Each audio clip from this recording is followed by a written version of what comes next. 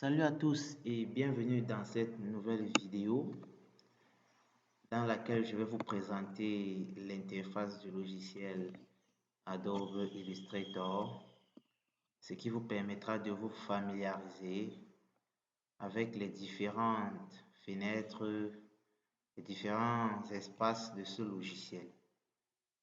Pour commencer, je m'en vais comme ça le lancer. On va patienter le temps que ça charge.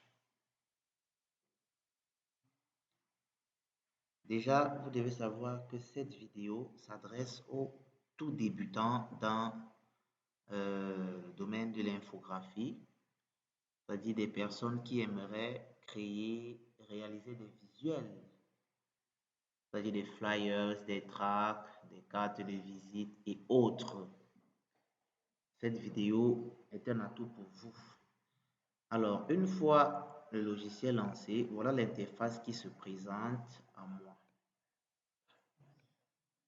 Vous voyez, d'entrée de jeu, je n'ai que là en haut la barre de menu. Ici, comme vous pouvez le voir, ce sont les travaux récents effectués. Et voici le type de fichier que je peux créer. Je vais donc d'abord commencer par cliquer sur Créer nouveau. Pour dire que je vais créer un nouveau document. Et ensuite, cette nouvelle fenêtre. Vous voyez, dans l'onglet Récent, ce sont les documents que j'ai créés récemment. Vous allez voir la mobile pour les documents que vous allez concevoir qui seront destinés à être regardés sur les mobiles. Web, ce sont les documents qui seront destinés à être regardés sur Internet, partagés sur des écrans d'ordinateur. Impression, c'est pour les documents d'imprimé que vous allez imprimer à la fin. Ensuite, vous avez film et vidéo, c'est-à-dire les documents qui pourront être utilisés dans des vidéos en fait. Et enfin, là, on a illustration. Vous allez pouvoir concevoir des documents qui seront regardés sur écran ou alors partagés sur les réseaux sociaux. Vous voyez donc là, un peu à droite, on a un petit menu de paramètres. En fait, c'est dans cette zone que vous allez configurer les détails de votre flyers que vous allez créer. Vous voyez déjà ici, c'est personnalisé qui est sélectionné. C'est-à-dire que c'est un modèle que j'avais déjà défini et ça vient directement avec ses dimensions. Je peux décider de changer ces dimensions, tout comme je peux venir là, je peux mettre ça même en point, en centimètres ou en millimètres, comme vous voulez, mais je vais laisser en centimètres. Ici, vous avez l'orientation, vous pouvez mettre en portrait ou en paysage. Et là, le plan de travail, vous voyez, c'est à 1. C'est à 1, ça veut dire que j'aurai juste un plan de travail. Si vous allez par exemple créer un document qui sera recto verso, vous devez mettre ici 2 plans de travail. Ou alors si vous devez créer un document qui aura 2 parties ou 3 parties, vous devez mettre 2 ou alors 3. Maintenant ici, vous pouvez bien lire là les fonds perdus. Alors, cette zone permet de définir la marge qui sera perdue, par exemple, lors de l'impression de votre document. Parce que parfois, l'imprimante peut être réglée d'une certaine façon, ce qui fait qu'il y a certaines dimensions qui seront perdues. Et généralement, les imprimeurs demandent de définir 5 mm de fond perdu. Ça veut donc dire que dans votre document, lorsque vous allez le concevoir, vous devez prévoir, vous devez venir ici là mettre 5 mm pour dire que en fait, si l'imprimante est déréglée, voilà les données qui seront perdues. Et au-delà de 5, c'est bon. Donc, vous devez vous arrêter à 5, pardon. Il suffit juste d'augmenter comme vous voyez là, et puis ça se reconduit partout. Voilà. Mais pour des documents qui seront destinés à être partagés sur les réseaux sociaux ou alors sur les écrans, vous n'êtes pas obligé de définir les fonds perdus. Donc, vous pouvez laisser à 0 mm. Voilà. Puisqu'on ne va pas imprimer le document. Ensuite, là, vous avez option avancée. Option avancée vous permet de définir le mode colorimétrique qui est soit couleur RVB pour les documents destinés à être partagés sur les réseaux sociaux et couleur CMJN pour des documents qui seront imprimés. L'effet de pixelisation, ici vous avez écran 72 pp, c'est tout simplement pour vous dire que ce sont les documents qui seront destinés à être regardés sur écran. Et après là, vous avez écran élevé 300 pp, ce sont les documents qui seront destinés à être imprimés. Là, le mode aperçu, vous allez toujours laisser par défaut. Et lorsque c'est bon, il y a autres paramètres, mais bon, on va laisser ça. Vous cliquez donc sur créer. Voilà donc notre document qui apparaît. Souvenez-vous, je n'ai pas modifié les dimensions. Donc, ce n'est pas les dimensions d'un A4 ici. J'ai un peu plutôt augmenté la largeur. Alors, de haut en bas, vous allez voir ici en haut, c'est ce qu'on appelle la barre de menu. Cette barre permet d'effectuer certaines configurations de votre espace de travail. Puis, un peu à gauche, là, c'est la barre d'outils qui est généralement très utilisée. Ensuite, vous avez juste en bas de la barre de menu la barre de contrôle. Cette barre permet d'effectuer des modifications sur des objets que vous allez insérer dans votre travail. Et si vous venez un peu plus à droite là, vous allez voir la fenêtre des propriétés, comme vous pouvez le voir. Cette fenêtre qui possède d'énormes propriétés et qui peut être personnalisée. Déjà, ce que vous devez voir là, dans cette fenêtre, est configuré par ce qu'on appelle les indispensables classiques. Regardez ici un peu plus haut.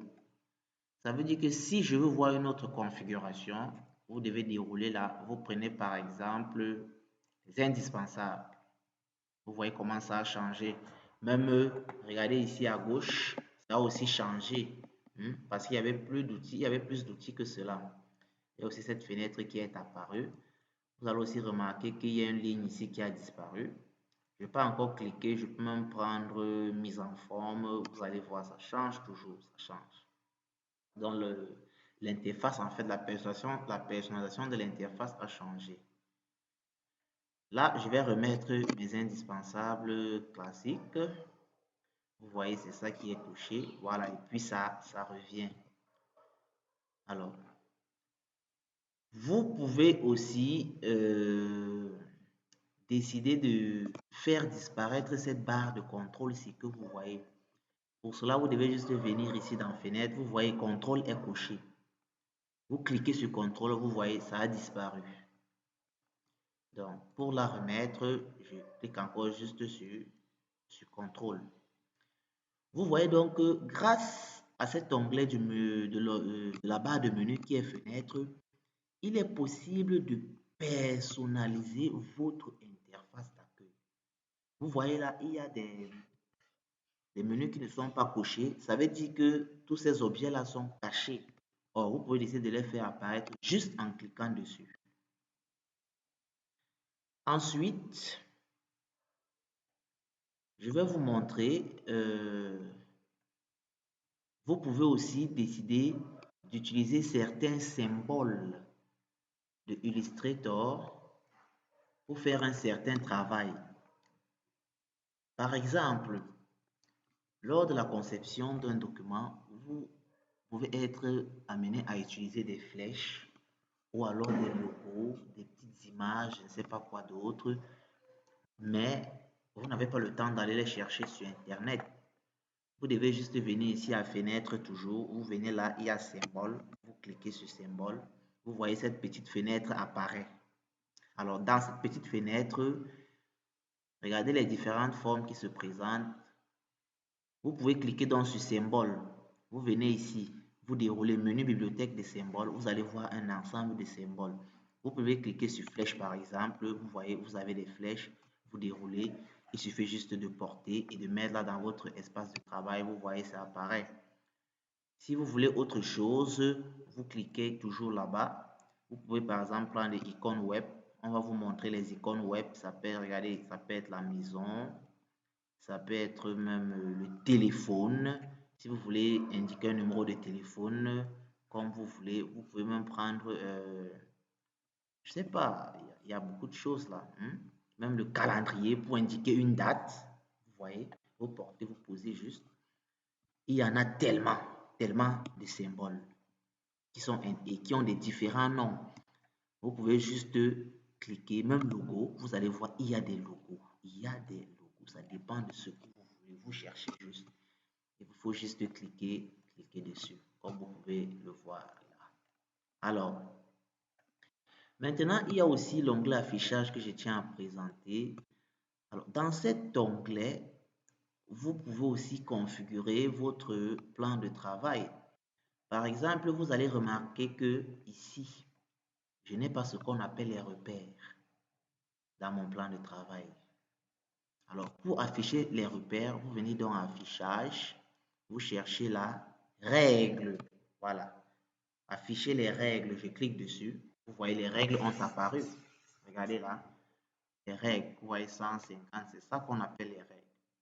Et c'est avec ça qu'on peut aussi définir les bordures de notre document. Il me suffit de cliquer là, je maintiens. Vous devez cliquer là, vous maintenez, vous tirez, vous descendez. Bon, je ne sais pas pourquoi ça ne donne pas. Voilà, c'est venu. Je clique là comme ceci. Voilà, je peux ramener.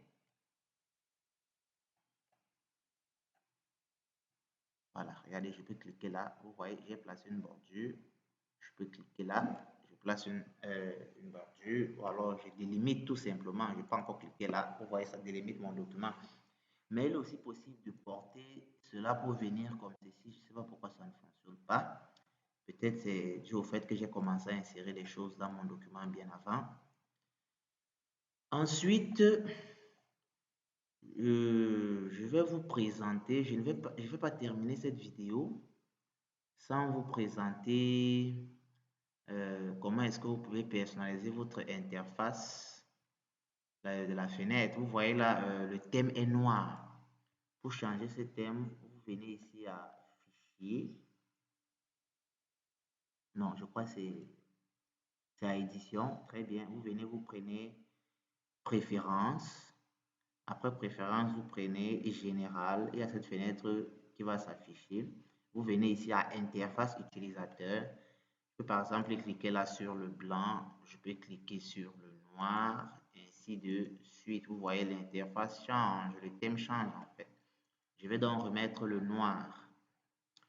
Vous pouvez aussi venir là, couleur de la zone de travail. Je prends le blanc, regardez comment ça va changer là. Vous voyez, voilà. Mais c'est un peu confondu à notre plan de travail. Voilà pourquoi je vais laisser le noir parce que je ne vais pas faire correspondre. Alors, il y a d'autres configurations là et d'autres choses que vous pourrez bien sûr visiter à l'avenir. Je crois avoir fait le tour. Grâce à ce petit tuto, vous avez maintenant un aperçu ou alors une idée de l'interface d'accueil d'Illustrator. Ici, un peu en bas, vous allez voir, c'est la zone où on zoome. Si votre travail est trop petit ou alors trop grand, vous pouvez venir ici, augmenter ou diminuer l'effet de zoom. Voilà.